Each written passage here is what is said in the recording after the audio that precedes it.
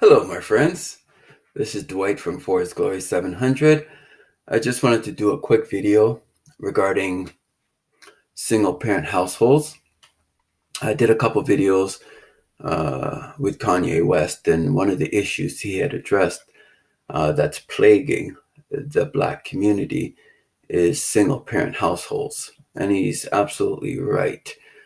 Statistically speaking, um, there's a 70 to 80% probability of Black children growing up in a single parent household. I'm personally a product of growing up in a single parent household myself. It is definitely not the ideal. It's not the ideal. It's not the way a child should be reared. The ideal circumstances is that a child should be reared in a two parent household with a mother and a father. That is the ideal. And I believe every human being who becomes an adult or decides that they want to have a family, that should be the standard. That should be the ideal that one should strive for. A two parent household where a child has the greatest probability of success. And like I said, I grew up in a single parent household and I had a mother, but I had no father. And that tends to be the trend in the Black community primarily, is that you'll have Black women who have children uh, by Black men or with Black men. And for whatever reason, the Black men are no longer to be found. They've gone. They've flown off somewhere. I don't know what happened to them. They're just not present. And so now the mother is left with the responsibility of raising at least one child, if not multiple children, on their own. The problem in the Black community now is this has become not even a pandemic, but an epidemic. I'm not sure which one's bigger. I'll have to look it up. Either way, it's become a pandemic. I think pandemic is bigger than an epidemic. I could be wrong, but I'll look it up. And it's just gone completely out of control. And it's not something that is good for the Black community because it's the destruction of the family, the nuclear family. And I remember as a child growing up, I used to wonder where my father was. I really did. Because I had friends and they had both parents at home and I didn't have my father. And I really don't recall asking my mom why that was. I probably didn't feel it was probably my place. I was too young. I didn't know what I was supposed to say or whatever. But either way, I remember as a kid growing up, I used to watch, like any kid, you watch TV. And there was two shows I liked particularly. And I realize now that it was primarily due to the fact that there was a father figure in the household. The first show was called Good Times. And Good Times was an American, well, they're both American shows. Good Times was an American show uh, focused on a Black family in the ghettos of some American city. And it had two parent households. And the father, uh, I think his name was James. Honestly, it's been a long time. I'd have to look it up, but I haven't done that.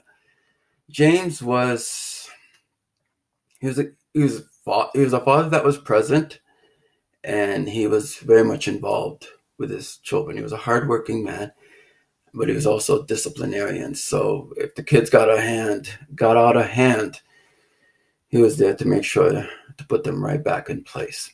That was one show, but the show that probably had the stronger influence on me in terms of my desire to have a father in my life was Little House on the Prairie. Little House on the Prairie, Charles Ingle.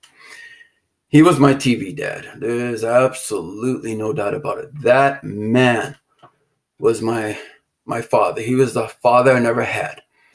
And he was the father that, even to this day, I aspire to be, which is talking a really tall order here. But the thing that I loved about Charles Ingle, or at least the character that I fell in love with on Little House on the Prairie, was he was a man that he was present, he was involved, he played with his children, he spoke with his children, he loved them. He loved his children. He loved his wife. He loved his community. And I was always enthralled by his character because he was such a loving man. He was so involved and so invested in his children and in his wife. And like I said, his community. He was just an ideal father. I never had a father, and he represented that ideal. And to this day, I think I have season 1 of Little House on the Prairie, and there were so many emotional scenes throughout the series of that particular show. And he was never afraid to cry too. I think that was one of the things I loved about Charles Ingle was he would cry. I mean, depending on the situation, he wasn't just crying at the drop of a dime, but he was a man that was well in tune with his emotions, and when the situation warranted, he was never afraid to cry and show that emotion of vulnerability. Sorry, I pronounced that really slow. Vulnerability. And to me, that was always very touching as well. And so that was my television dad. But back to the present moment. Black men, black boys, black girls, they need a father. They need a father that's in the household, that's present, that's active, that's involved, that's loving, that's nurturing, that's a disciplinarian when he needs to be. That's an example of what an upstanding human being should be. And that's lacking greatly in the black community. Black women or black mothers cannot replace black fathers. You simply can't. And that doesn't matter what community you come from. Women cannot replace men as men. Men are men and women are women, and that's just the way it goes, everyone. And children, as much as they need a mother in the household, they equally need a father in the household. And what's happening in the black community now is it's gone completely awry. I mean, you see the levels of violence and delinquency, and it's just a mess. I don't even know how to describe it. It's a complete and utter mess. And that's primarily due to the fact that you don't have responsible fathers in the household. They're absent. And now you have black women attempting to fulfill both roles for which they're not qualified to do. They're a woman. A woman does what a woman does, and a man does what a man does. And a woman will never replace a man as a father. It's just that simple. You can't do it. It's not the way God has designed things to be.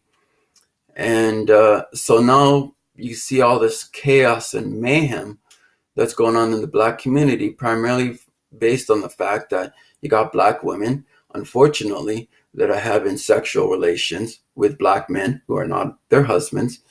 They're having offspring or children from these black men. These black men, for whatever reason, whether it's due to incarceration or just a quick booty call or whatever, they're skipping out and they're not sticking around. And black women have to take responsibility for that themselves, because at the end of the day, women are the one that bear children. So it's so vitally important that black women, you need to make sure that I advocate completely that, you shouldn't even be having children unless you're married first. Finish school, finish high school, post-secondary studies, get a career, get married, start a family. That seems to make the most sense, and it's the most probable way that anyone can go to be successful in life, especially if you're looking at having a family. But when you put the cart before the horse and you do things in reverse, it's downright impossible to get things right. And so Black women need to take more responsibility for their own bodies and for their own selves. And don't sleep with someone unless it's your husband. That's the simplest way I'm going to say it. Don't sleep with another man unless that man happens to be your husband. That's generally the safest bet. But if you're out there and you're sleeping with Tom, Dick, and Harry, as the expression goes, and you become impregnated by one of them, and then it's almost like a snowball effect. You got women that have multiple kids from multiple different men, and none of them are around. And you're doing a great disservice to your children, an absolute great disservice to your own children, because you're not setting them on a course for success. And more times than not, most of these women are on some kind of social assistance or welfare or what have you, because they don't have the means financially to provide for their children or their offspring. So you have taxpayers, people that actually work for a living. A portion of their tax dollars are going to these services that the government provides to women that are doing things backwards, and is becoming a great strain, as it were, on that particular part of our society. So as a Black man growing up in a single parent household, I saw the difficulties that my mom had from time to time, and it wasn't easy. She lost her lid on quite a few occasions, simply because the stress of having X amount of kids and not having her partner, which would be a husband and a father of these children, present to take on his share of the responsibility. So there were times when she was completely overwhelmed, and it makes sense. I mean, when you are part of a team, and that's what a married couple are, they're a team, they share in the responsibilities and the duties of rearing their children, and financial responsibilities, and everything else that's associated with that. But when you're on your own, it's not easy. It's tough. And I saw that firsthand with regards to my own mother. I mean, she had it tough, and it wasn't easy. And, I love my mom, but, we make choices, and we gotta, as much as we can, especially when you start having children, you gotta make choices and decisions that will best represent your children, that will give them the best opportunity for success. And having kids before marriage, it in a way, it basically almost completely removes that. It doesn't mean that it's going to be all downhill, but we're talking about probabilities, and you want to give the greatest probability for success for your children by doing things in the right order. You have the horse before the cart, not the cart before the horse. And that's what you want. And so the Black community it's devastated. It absolutely is. I mean, I love my community. I love my people. I didn't have a choice, but they're my people. Whoever your people are, generally speaking, you love the people that you come from. But you have, or at least you should have, the desire and the aspiration to see your people or your ethnic group contribute and be a contributing factor to the well-being of the greater society. And there are so many issues facing the Black community as it relates to first things first. And because we don't have nuclear families, that's the exception. It's not the norm, as it should be.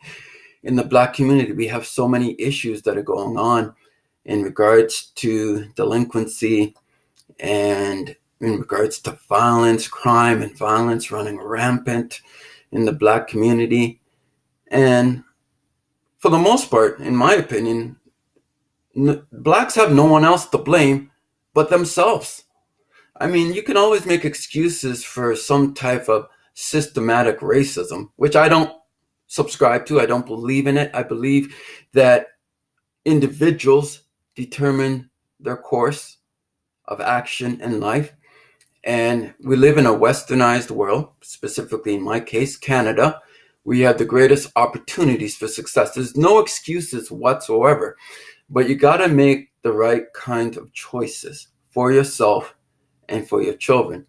And if you intend to have children, ladies, the best outcome is to finish school, all your studies, find a good man that has good values, who believes in monogamy, who believes in marriage, who believes in working together as a team to rear that family. That's the best scenario, and nothing less will do. And I'm appealing to Black women as well as Black men to step up to the plate and to do your part. For me, I am married. I have a daughter, and she's grown quickly, and she's a darling. I struggle as a parent because I never had a father figure to look to as an example of how to address some of the issues that I'm facing now. And I have to admit, I covet it greatly simply for the fact that I've never experienced it. Even now, as a grown man, I still covet and I still desire to have a relationship with a father that I never had. I still want that. But I recognize that that will never be. And the best thing I can do right now is to attempt to be the best human being I can be for my wife and for my daughter, to set things in place so that when she becomes a young adult, that she will make choices and decisions that will be the best choices and decisions that she can make at any given time. That is my hope, because the more you make the right types of decisions in life, the more successful and the more smooth life will transition for you, versus if you're making all kinds of erroneous decisions that are going to impact you greatly in a negative way. So it's so important that the Black community get back to the basics. It really does. And I don't believe in excuses. Excuses are for losers. No one in life ever became successful by simply always finding excuses for why they're not where they believe they ought to be in life. If you want to be successful in life, you got to remove all excuses and all of obstacles to why you're not where you should be, and put your hands to the plow and move forward. And my prayer and my hope is that the Black community is going to move forward. It's going to strive to be a beacon of light in the greater community. At the present moment, you can forget about that altogether. But I still hold out. I'm trying to be an example of a Black man who is a husband and a father. And I want to do good by my daughter because I love her. And I want to do good by her. And I want her when she becomes an adult, because your children ultimately are the ones that are the ones that evaluate you as a parent, whether or not you are a successful parent or not. And I hope that when my daughter becomes a young adult, she'll look to me and say, you know what, Papa? You did well. You did good. And of course, she'll probably tell me where I didn't do well. But I'm saying overall, I hope that she'll give me a grade A and say you did well. And I'm happy that I had you as my papa. And I'm thankful that you provided for me financially, economically, emotionally, spiritually, and so forth. Anyways, this video has gone on much longer than I thought I would, but it's been something I've been wanting to address for some time regarding the single parent situation in the Black community. And I know there's probably quite a bit I forgot to mention, so much, but that's all that I have to say for the present moment. I hope that you all are doing well and that you have a great day. God bless. Goodbye.